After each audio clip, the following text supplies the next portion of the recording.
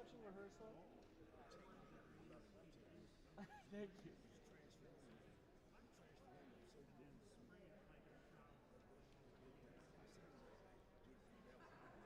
Yeah. I appreciate it. Do you know someone here? Are you here with someone? With Dan. Okay. Cool. Great. We're glad you're here. Mm-hmm.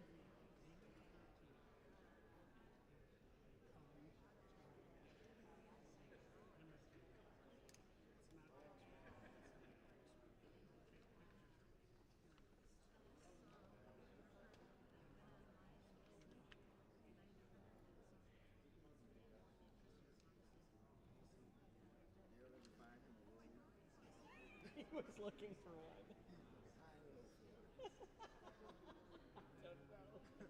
I don't touch that stuff. He already is.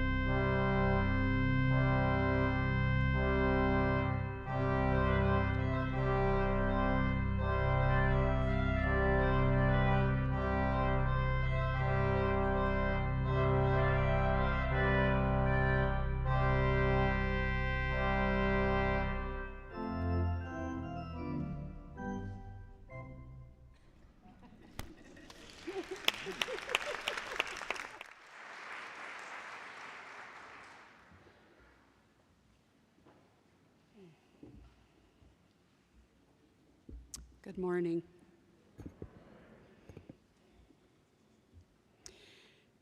Dear Lord, I have swept and I have washed, but still nothing is as shining as it should be for you. Under the sink, for example, is an uproar of mice. It is the season of their many children. What shall I do? And under the eaves and through the walls, the squirrels have gnawed their ragged entrances. But it is the season when they need shelter, so what shall I do? And the raccoon limps into the kitchen and opens the cupboard while the dog snores.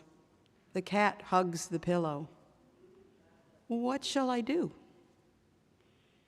Beautiful is the new snow falling in the yard, and the fox who is staring boldly up the path to the door. And still I believe you will come, Lord. You will, when I speak to the fox, the sparrow, the lost dog, the shivering sea goose. Know that really I am speaking to you whenever I say, as I do all morning and afternoon, come in, come in. We now light the first candle of Advent, the candle of faith, with the faith that no matter how prepared or unprepared we may feel, the Spirit of love will surely be with us, within us, and amongst us in this holy season. Blessed be.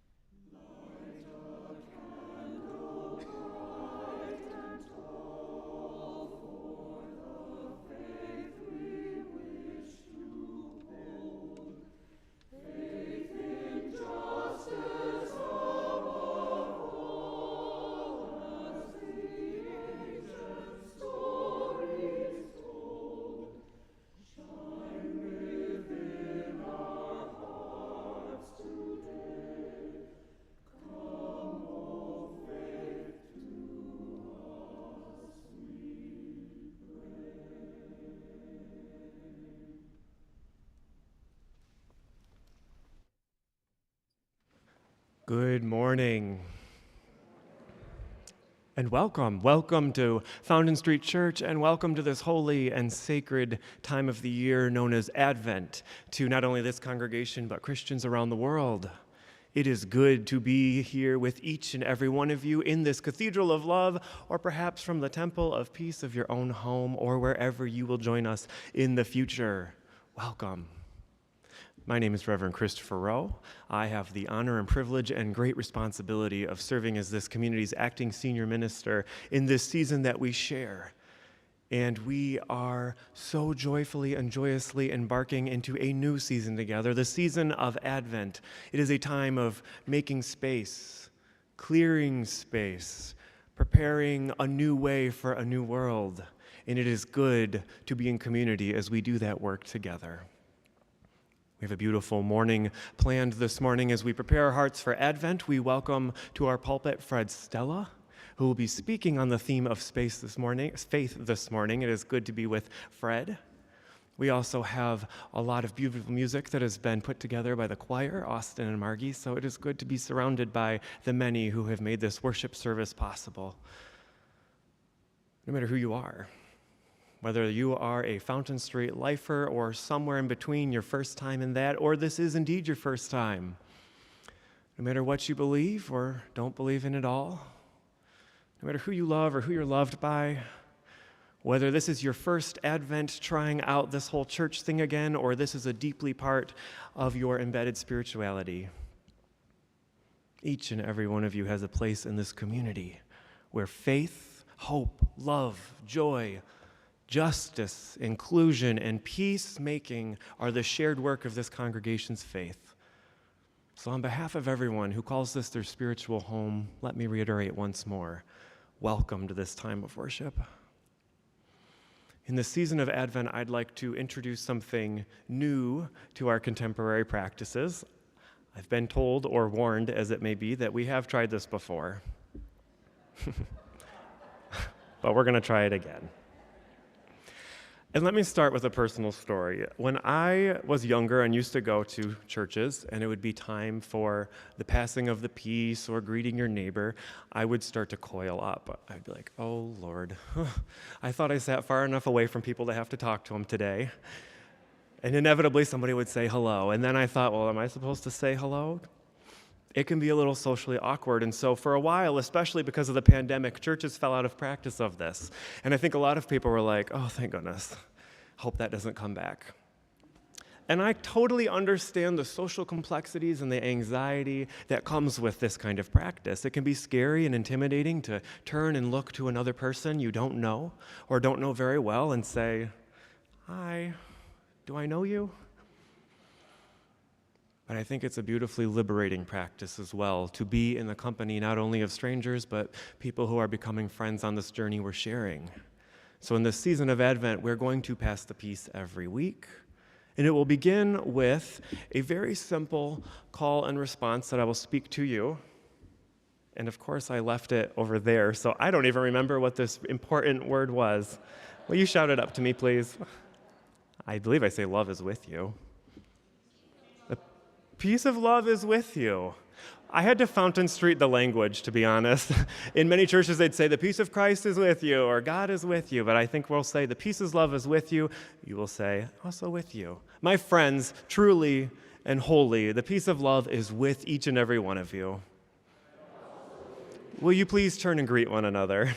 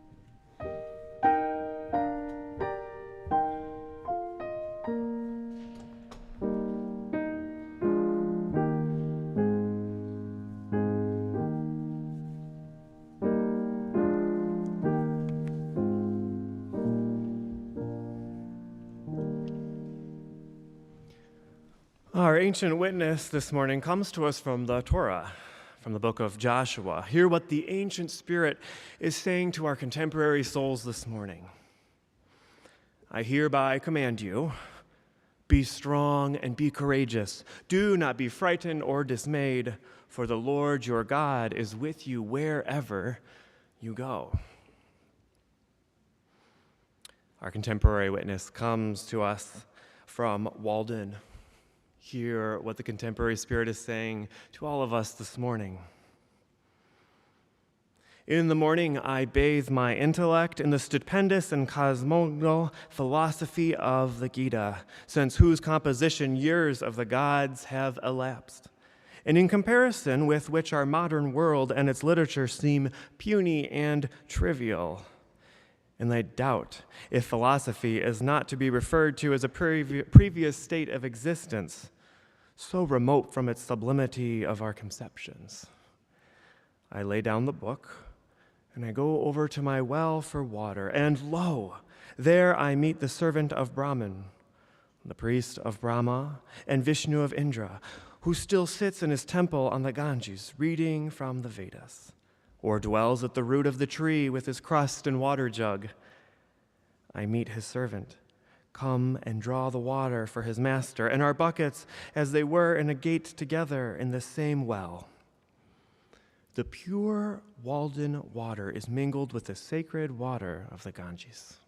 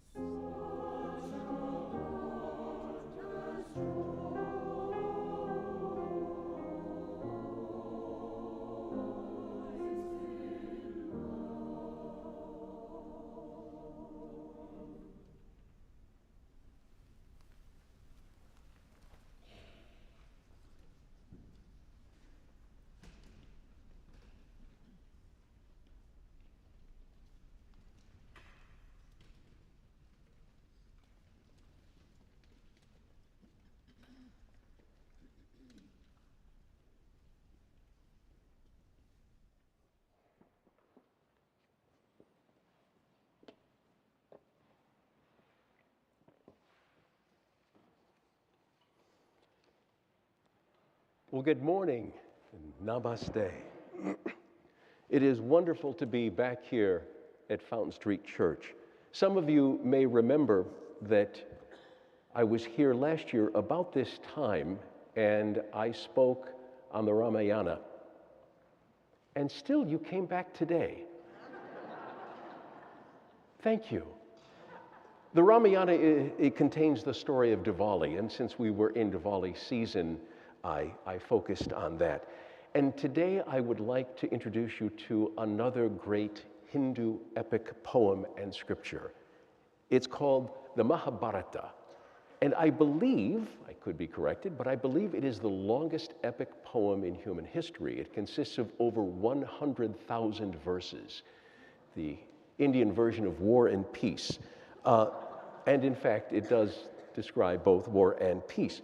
Now, what's interesting about the Mahabharata is that throughout the ages, 700 of those 100,000 plus verses organically were extricated out of the Mahabharata and became, in a sense, its own scripture, called the Bhagavad Gita, the Song of God, because the saints and sages of ancient India at some point realized that the entire wisdom of the Hindu tradition is distilled in those 700 verses, and it has become arguably the most beloved of the Hindu scriptures.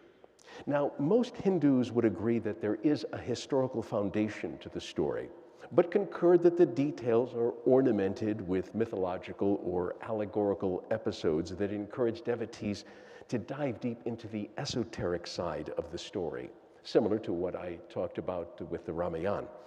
What's special about the Mahabharata and the Ramayana is that aside from being studied, aside from being meditated upon or debated, they were written to be performed, to be chanted, to be reenacted, similar to the Judeo-Christian book of Psalms, right?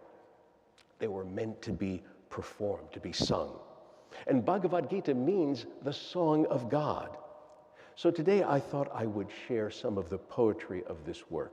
Now, there are multiple translations in English, and whenever I do want to study the Gita, to parse out the meanings of the Sanskrit words and to read the various commentaries, I have plenty of books to turn to.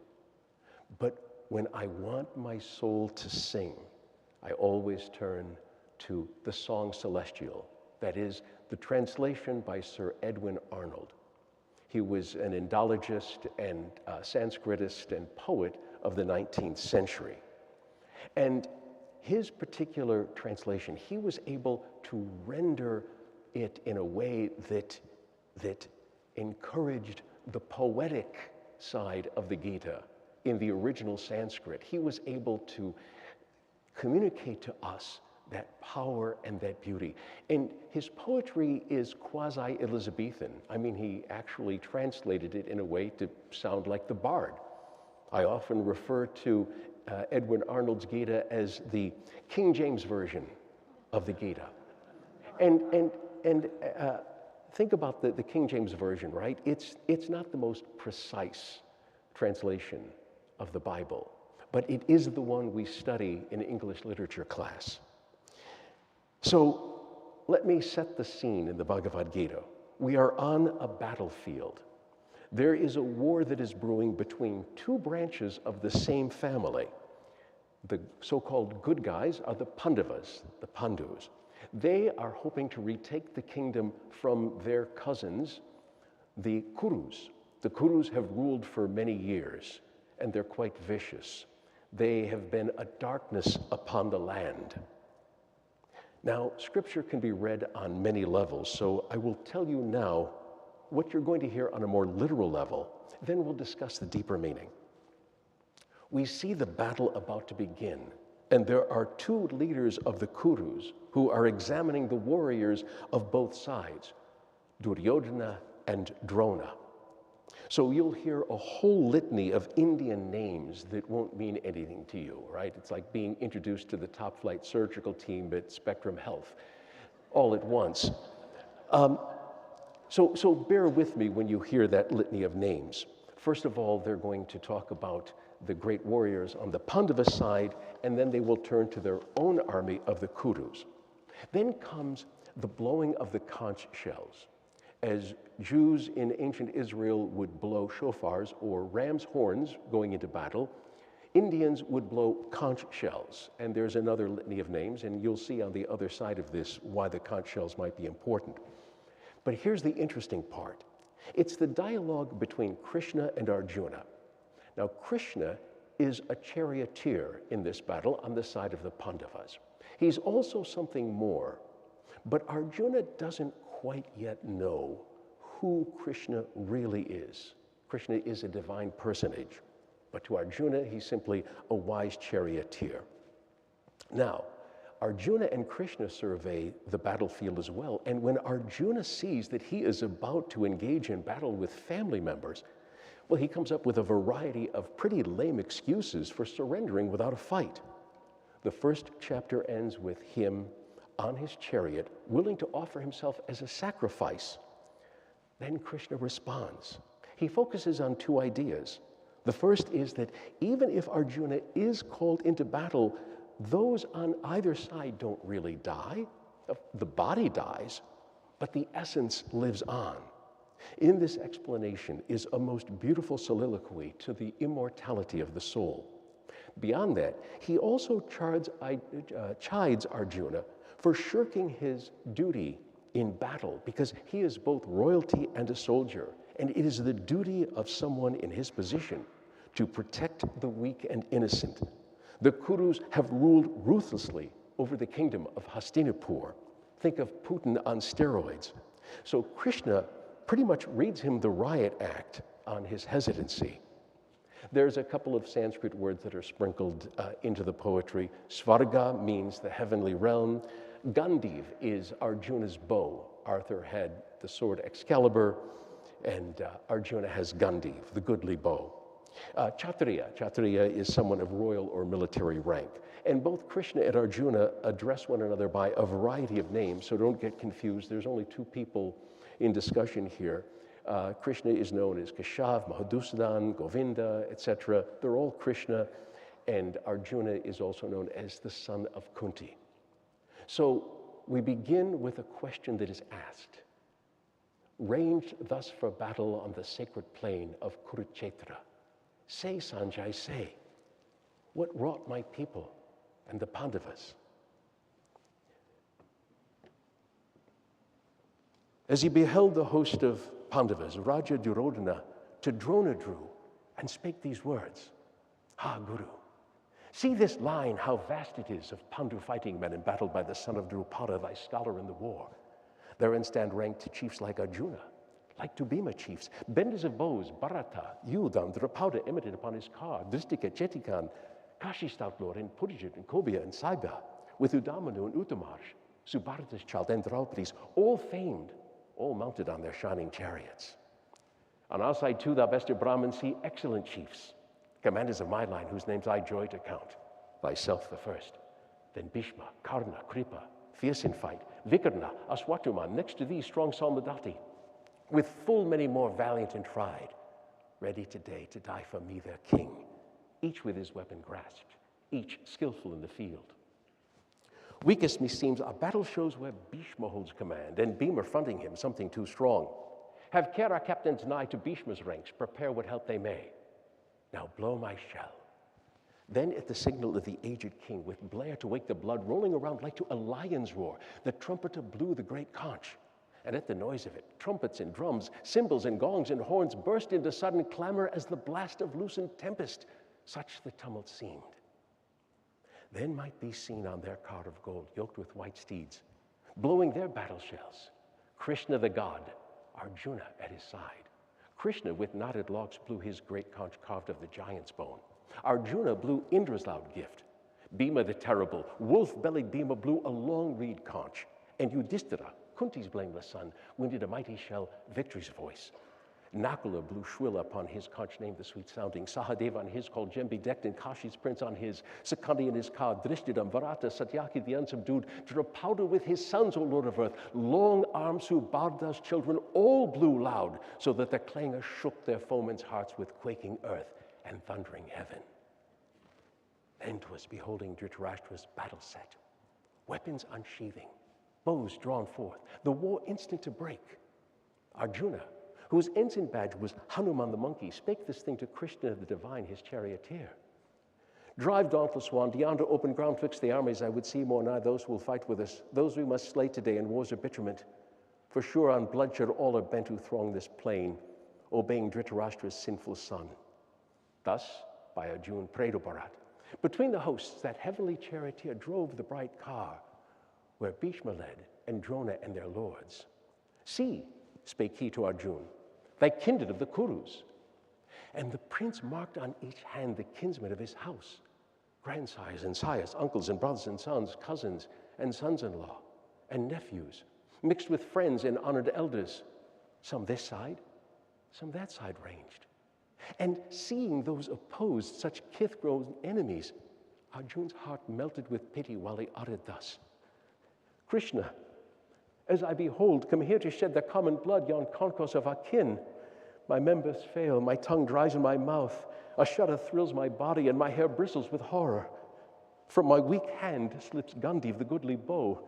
A fever burns my skin to parching, hardly may I stand. The life within me seems to swim and faint. Nothing do I foresee save woe and wail. It is not good, O Keshav, not of good can spring from mutual slaughter. Lo, I hate triumph and domination, wealth and ease thus sadly won. Oh, what victory can bring delight, Govinda? What rich spoils could profit? What rule recompense? What span of life seems sweet, bought with such blood? Seeing that these stand here ready to die, for whose sake life was fair and pleasure pleased and power grew precious. Grandsires, sires and sons, cousins and fathers-in-law and sons-in-law, elders and friends. Shall I deal death on these, even though they seek to slay us? Not one blow, O Madhusudan, would I strike to gain the rule of all three worlds. How much less than to seize an earthly kingdom? Killing these must breed but anguish, Krishna. If they be guilty, we shall grow guilty by their deaths. Their sins will light on us if we slay those sons of Dhritarashtra and our kin. What peace could come of that, O Madhav? For if indeed, blinded by lust and wrath, these cannot see, or will not see the sin of kingly lines overthrown and kinsmen slain, how should not we who see shun such a crime? We who perceive the guilt and feel the shame, O thou delight of men, Janardana. By overthrow of houses perisheth their sweet continuous household piety, and rights neglected, piety extinct, enters impiety upon that home. Its women grow unwomaned, whence there spring up mad passions and the mingling up of castes, sending a hellward road that family, and whoso wrought its doom by wicked wrath. Nay, and the souls of honored ancestors fall from their place of peace, being bereft of funeral cakes and the wan death water. So teach our holy hymns. Thus, if we slay kinsfolk and friend for love of earthly power, ahovat, what an evil fault it were. Better I deem it, if my kinsmen strike, to face them weaponless, and bear my breast to shaft and spear, than answer blow with blow. So speaking in the face of those two hosts, Arjuna sank upon his chariot seat and let fall bow and arrows, sick at heart. Krishna responds, Thou grievest where no grief should be. Thou speakest words lacking wisdom, for the wise in heart mourn not for those that live, nor those that die. Nor I, nor thou, nor any one of these ever was not, nor ever will not be. Forever and forever afterward, all that doth lives always. To man's frame, as there come infancy and youth and age, so come their raisings up and layings down of other and of other life abodes, which the wise know and fear not. This that irks thy sense life, thrilling to the elements, bringing thee heat and cold, sorrow and joy, 'tis brief and mutable. Bear with it, prince, as the wise bear. The soul which is not moved, the soul that with a strong and constant calm takes sorrow and takes joy indifferently, lives in the life undying. That which is cannot cease to be, that which is not will not exist. To see this truth of both as theirs who part essence from accident, substance from shadow. Indestructible learn thou the life is, spreading life through all. It cannot anywhere be anywise diminished, stayed, or changed. But for these fleeting frames which it informs with spirit deathless infinite, they perish. Let them perish, prince, and fight. He who shall say, lo, I have slain a man. He who shall think, lo, I am slain. Those both know not. Life cannot slay. Life is not slain. Never the spirit was born. The spirit shall cease to be never. Never was time it was not. End and beginnings are dreams. Birthless and deathless and changeless remaineth the spirit forever. Death hath not touched it at all, dead though the house of it seems. Who knows it exhaustless, self-sustained, immortal, shall such say, I have killed a man or caused to kill? Nay, but as when one layeth his worn-out robes away, and taking new ones saith, these will I wear today, so putteth by the Spirit lightly its garb of flesh, and passeth to inherit a residence afresh. I say to thee, weapons reach not the life, flame burns it not, water cannot overwhelm, nor dry winds wither it. Impenetrable, unentered, unassailed, unharmed, untouched, immortal, all arriving, stable, sure, invisible, ineffable, by word and thought encompassed, thus is the soul declared. How wilt thou then grieve when thou shouldst not grieve? How, if thou hearest that the man new dead is like the man new born, wilt thou weep? The end of birth is death. The end of death is birth. This is ordained. And mournest thou, chief of the stalwart arm, for what befalls, which could not otherwise befall? The birth of living things comes unperceived. The death comes unperceived. Between them, beings perceive. What is there sorrowful here, dear prince? Wonderful, wistful to contemplate, difficult, doubtful to speak upon, strange and great for tongues to relate, mystical hearings for everyone. Nor wotteth man this, what a marvel it is when seeing and saying and hearing are done. This life within all living things, my prince, hides behind harm. Scorn thou to suffer then for that which cannot suffer. Do thy part. Be mindful of thy name, and tremble not. Not better can betide a martial soul than lawful war. Happy the warrior to whom comes joy of battle. Comes this now, glorious and fair, unsought, opening for him a gateway into heaven. But if thou shunnest this honorable field, a Kshatriya, if knowing thy duty and thy task, thou biddest duty and task go by, that shall be sin. And those to come shall speak the infamy from age to age. The chiefs upon their battle chariots will deem 'twas fear that drove thee from the fray. Of those who held thee mighty souled, the scorn thou must abide, while all thine enemies will scatter bitter speech of thee to mock the valor which thou hadst. What fate could fall more grievous than this? Either being killed, thou wilt win Svarga safety, or alive and victor, thou shalt rule an earthly king. Therefore, arise, thou son of Kunti, brace thine arm for conflict, nerve thy heart to meet as things alike to thee, pleasure or pain, profit or ruin, victory or defeat. So minded, gird thee to the fight, for so thou shalt not sin. Okay, we have a lot to unpack here in a very short amount of time, so let's get to this.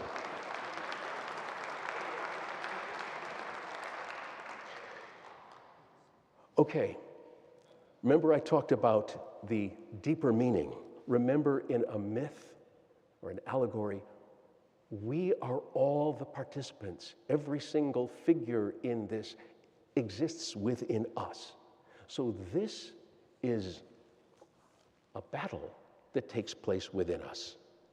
Right? All of the characters assembled on the battlefield are in the mind. So that litany of Indian names that didn't mean much at the beginning, the Pandavas, the good guys, so to speak, all of those names symbolize virtues such as self-control. Krishna, Arjuna is self-control. Krishna is our divine self.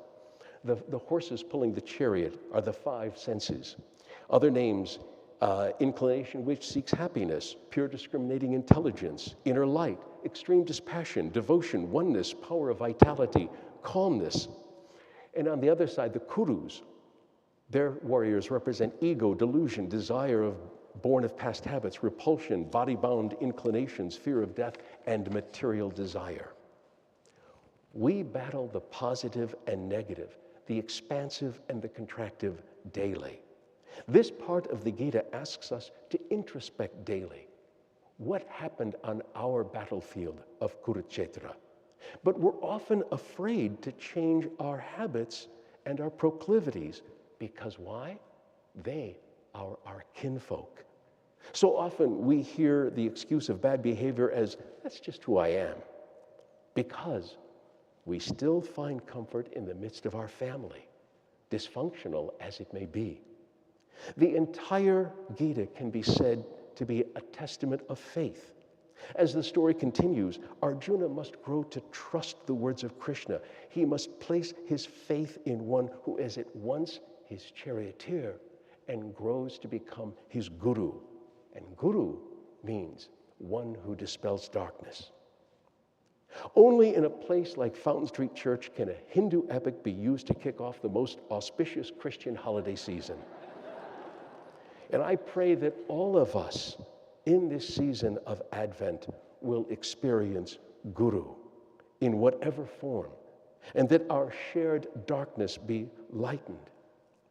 In a later portion of the Bhagavad Gita, chapter 11, when Arjuna comes to full faith in Krishna, his faith is rewarded because Krishna allows himself be seen in his most supreme effulgence. And Arjuna exclaims, "If there should rise suddenly within the skies sunburst of 1,000 suns, flooding earth with beams undeemed of, then might be that Holy One's radiance and majesty dreamed of." And remember, that light is within us all. I hope I'm the first to wish you a Merry Christmas.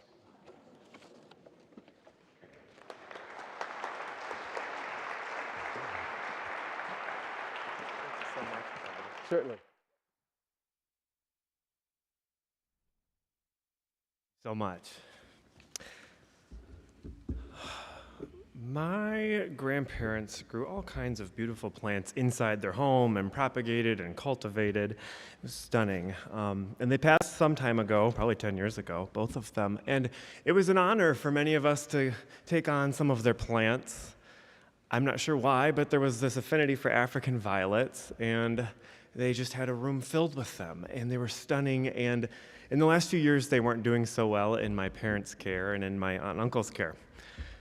So over Thanksgiving, my parents were so proud to show us their African violet rescue plan.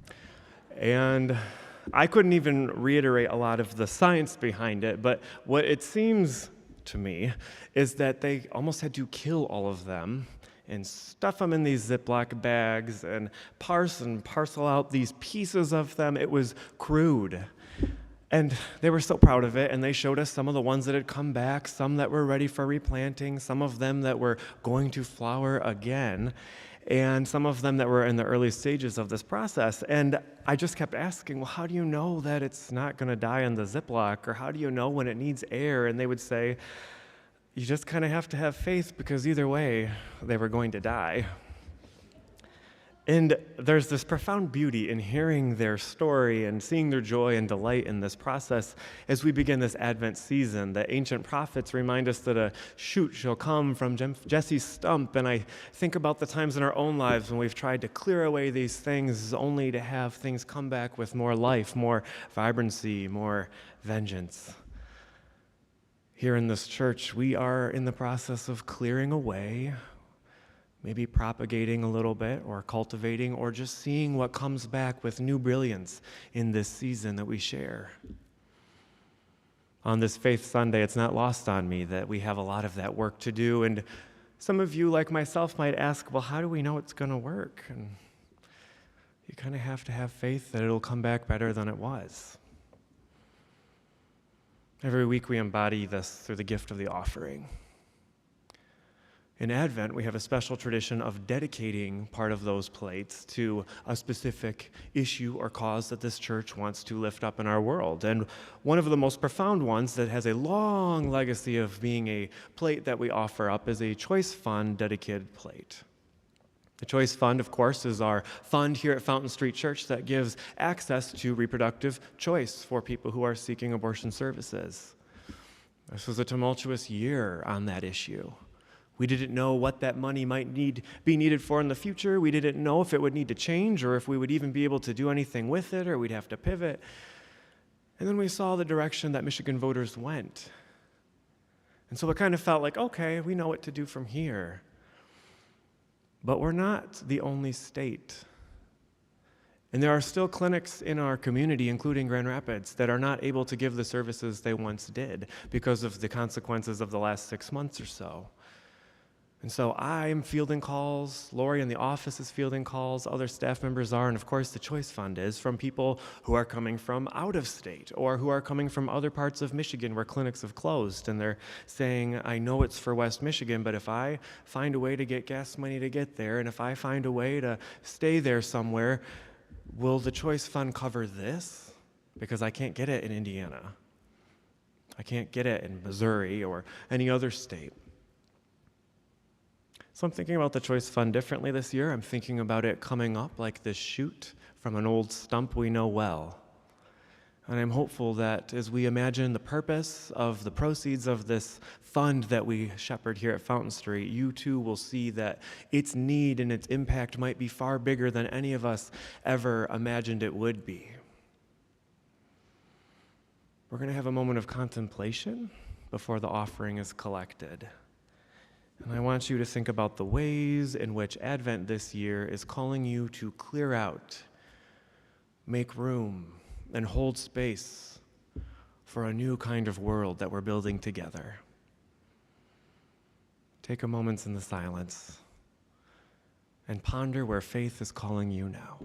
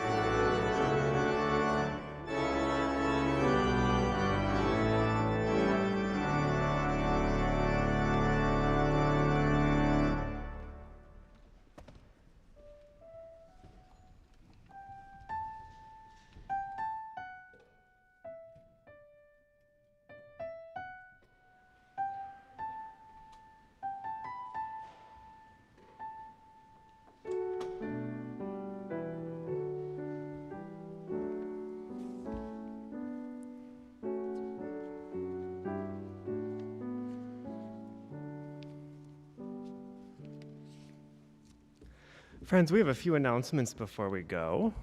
The first of which is, I think this is the last time I have to play the organ this year. So yay for me. Oh, Lord. Oh, my Lord. We will welcome Jonathan Took back next week, and he will be back with us for like 3 more services. We also have a substitute here who is interested in being a more settled organist for us, and so he'll be here in a couple weeks. And so it's a joyous time to be able to release that because it's rough, especially when the instrument was not really fixed this week. You might recall it had a cipher last week, but that's the only thing they had time to come in and fix. So it needs some love this week before Jonathan comes back and graces it with his presence. We're excited for that. We also are excited to welcome someone named Joe Kylema to our pulpit next week. Joe was a professor at Calvin College, and he was fired this summer. You may recall it was in the news because he officiated a wedding for a same-sex couple, and who was also an employee of Calvin, and so his contract was not renewed, which is kind of the academia in the Christian circle way of saying he was fired. And so Joe will be here next week to preach about hope. He comes from more of a Christian background, obviously Calvin College, but it really turned upside down a lot of his own worldview and what he wanted to do for his family as young children. And so we will be really excited to welcome him next week, as well as our choir and, of course, Jonathan Took. After the service, immediately after the service, we will be having a little pizza party in the social hall, and traditionally it's been for families, but it's for everybody. And so there's going to be pizza in the social hall, there's going to be tables set up for making ornaments. Of course, we really want to welcome all of the families among us, especially the visitors, to just come, make some ornaments to decorate the tree in the social hall, and just enjoy some pizza, not have to worry about lunch. But of course, we want everyone to feel connected to that, and I like making an ornament, so I'll go over. And it'll just be a fun time to be in connection with one another on this first Sunday of Advent. So just go to the social hall. Everyone's welcome. The lunch is sponsored by the Character School program, and so just bring yourselves on an appetite. Also, if you are really in the decorating spirit, we do need help decorating the trees throughout the first floor. You saw them up. Some people got a head start, but we welcome you to come and pitch in and put a couple ornaments up or hang a little garland, because that's kind of a way that you can get more connected and remember that you pitched into making this place glorious and beautiful in this holiday season. Finally, beginning next week as well, after the service, we will have a little story time for children and their families in the Keeler Lounge. It's decorated beautiful for the holiday season. So children and families are welcome to come over there. We'll have a story each week, and then we'll have hot chocolate and cookies available to everyone, regardless of your age, in the social hall. It's just another way to continue to solidify and wrap around one another. So we've got a lot going on, and it's a true blessing to be in this community with one another and in this season with one another. Friends, as you go forward this week, I invite you to think about the places and the spaces you are being called this Advent to make room, prepare the way, open up space in your heart so that you can make it accessible and available where it is needed most. Go in peace and go with faith, knowing you are enough as you are to do that holy work, and we are right here with one another to help each other along the way. Go in peace, go in faith.